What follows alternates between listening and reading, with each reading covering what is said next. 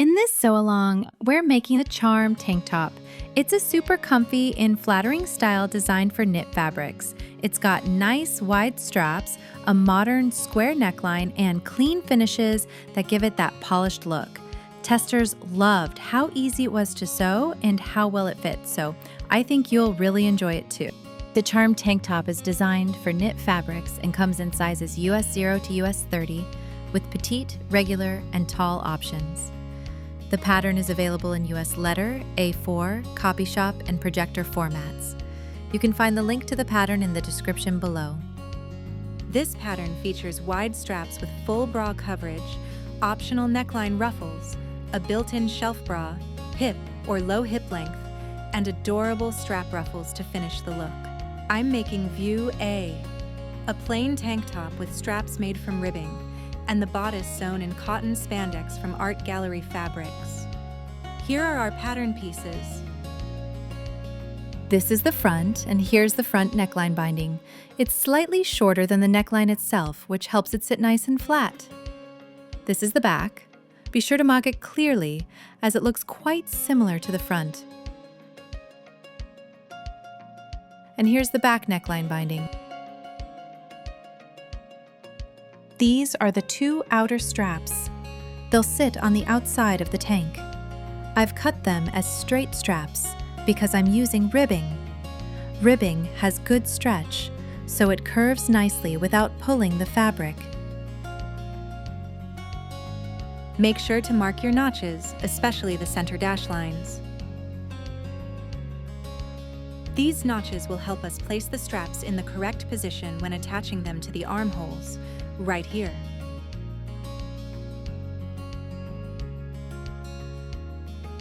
I'll show you the other strap options once we're done with the pattern overview.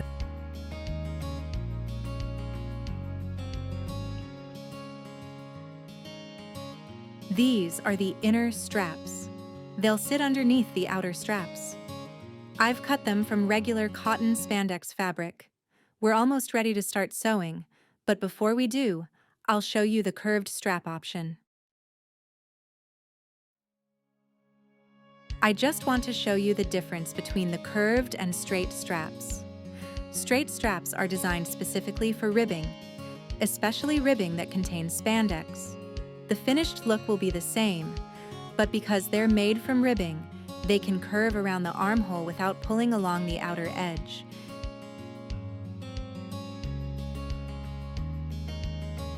These are the curved straps, which I cut from cotton spandex approximately 220 grams per meter.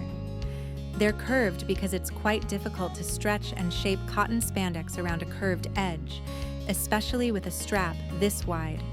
When finished, the straps will look like this, and the curved section will be attached to the armhole. The inner straps are the same for both the straight and curved options, and you can see here how the inner strap lines up between the dash markings.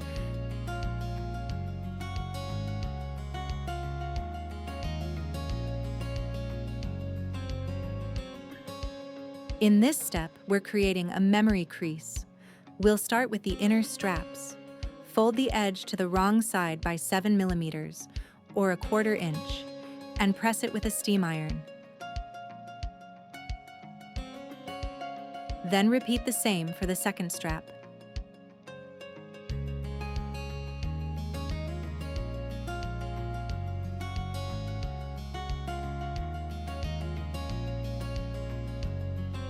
Now we'll do the same for the outer straps. You're pressing the edge that will sit on the inside of the strap, the one that points toward the neck.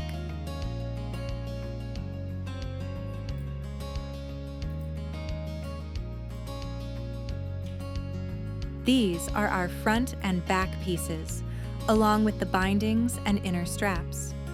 Start by folding the front and back pieces at the neckline. This will help us lay everything out more easily. Move the neckline edges closer together so they're easier to work with.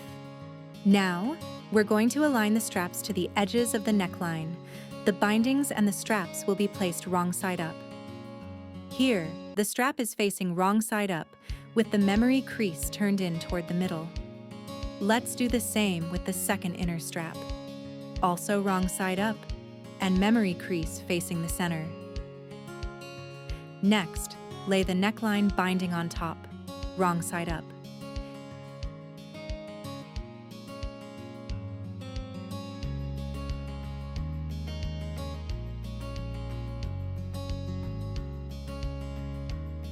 It's slightly shorter than the neckline, so just give it a gentle stretch to make it fit. As you pin the layers together, make sure the memory crease is folded upward.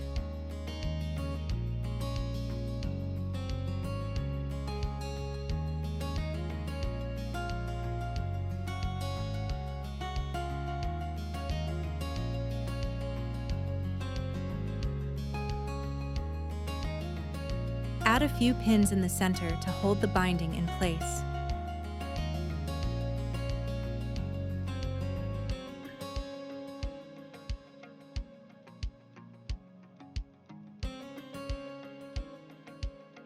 Now, let's repeat the same steps on the other side.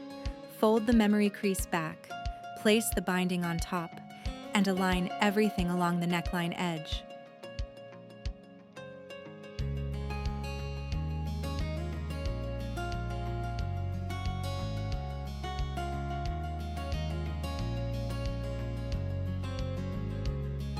Then go ahead and finish the neckline seams using a stretch stitch or an overlocker. This is the trickiest step in the whole tutorial. And once it's done, you're almost there.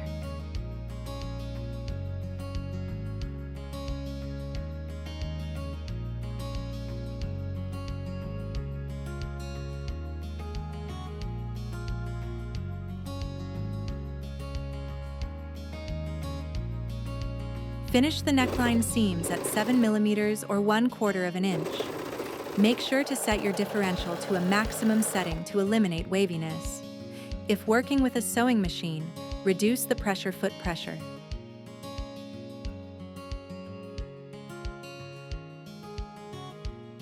Now let's finish the back neckline as well.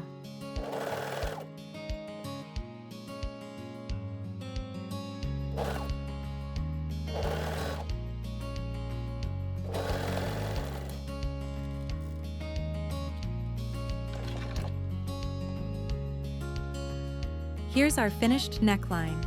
It turned out really well. Nice and flat, not wavy at all. Now we're going to flip the bindings along the seam, turning them to the right side of the top. As you do that, make sure to leave a small portion of the binding showing on the wrong side. That gives us a clean, balanced edge. First, I'm going to press along the seam to help it sit flat.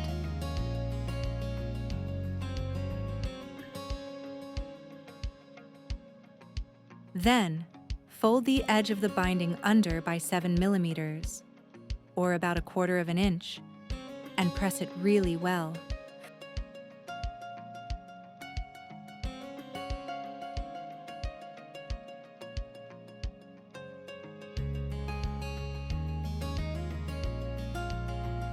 Once it's pressed, pin it in place. Don't skip the pressing step. It really helps prevent ripples along the neckline. And if you want a super neat finish, you can also hand baste the edge before top stitching. Make sure to slightly stretch and pin the ends of the binding to align with the armhole. Now let's do the same for the back neckline.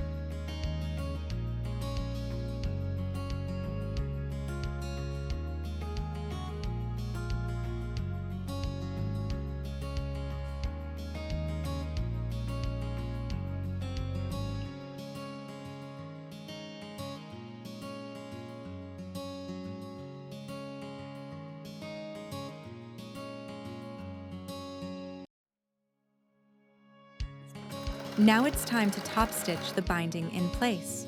I'm using my sewing machine with a regular straight stitch, but feel free to use a stretch stitch or twin needle if you prefer that look. Or need a bit more? Give. Take your time here and sew close to the folded edge to secure the binding evenly all the way along the neckline.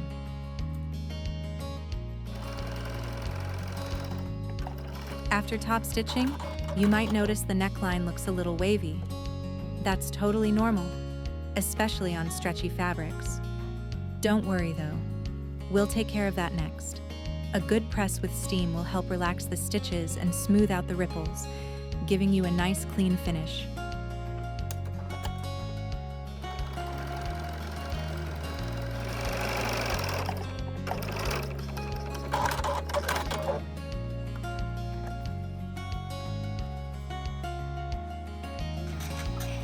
Now give the neckline a good steam press to smooth everything out. I'm using a clapper here, which really helps set the shape and reduce any ripples.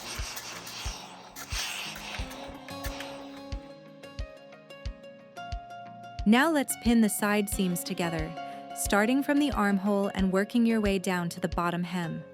Make sure the edges are lined up evenly as you go. Once everything is pinned, stitch the side seams using an overlocker or a sewing machine. I'm sewing with a 7mm or 1/4 inch seam allowance.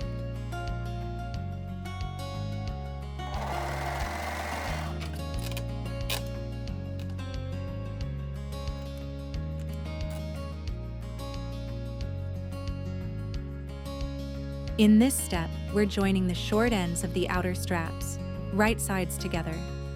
Just make sure to open up that memory crease before lining them up. Pin the ends in place, then stitch them together with a regular straight stitch at 7mm or a 1/4 inch. Once that's done, press the seam open.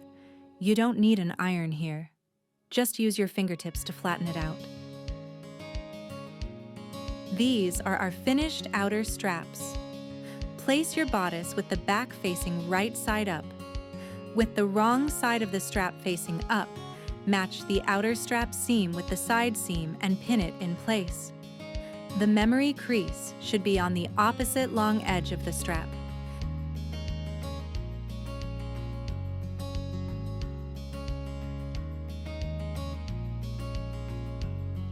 Make sure this side of the strap has only one notch. That notch will match with the back armhole. Next, find your dash marking and match it with the edge of the neckline, then pin. Now match the notches at the armhole. The strap is shorter than the armhole, so gently stretch it to fit. Then, match the second dash marking with the front neckline edge and pin. Pin the strap ends at the front armholes.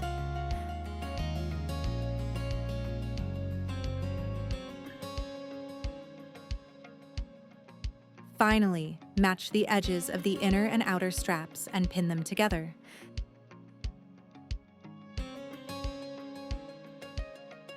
Then repeat the same steps for the other strap. Stitch the straps to the armhole at 7mm per 1/4 inch seam allowance. If you are using a sewing machine, use zigzag or a stretch stitch.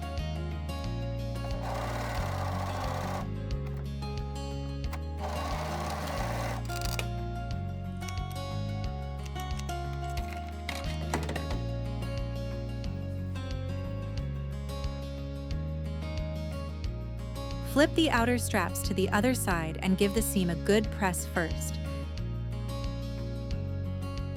This will help smooth out any waviness.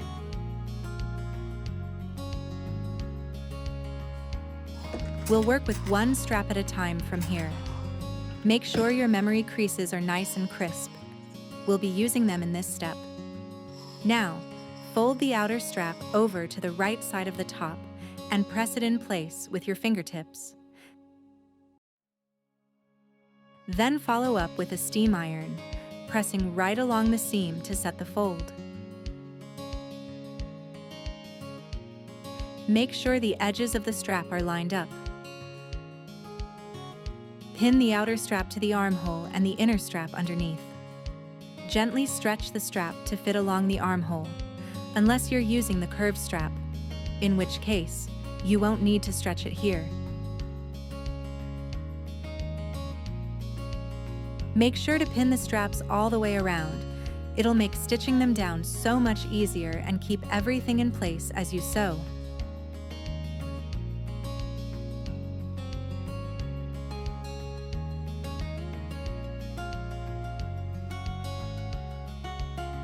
Take your time with this step.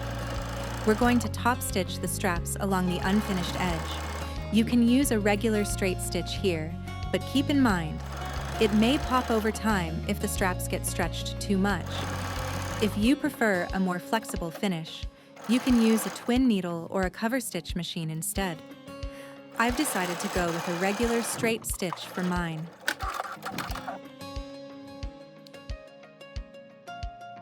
Here you can see how beautiful the straps look, both on the inside and the outside.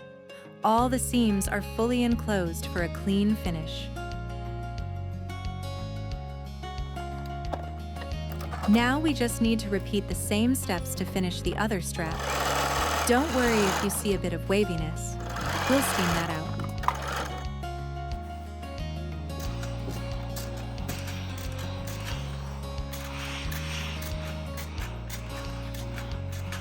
To finish the bottom hem, fold it under twice for a total of 15 millimeters, or 5/8 of an inch.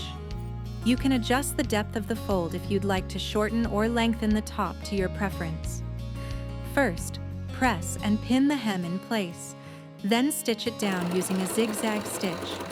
I'm using zigzag B on my machine for a nice, flexible finish.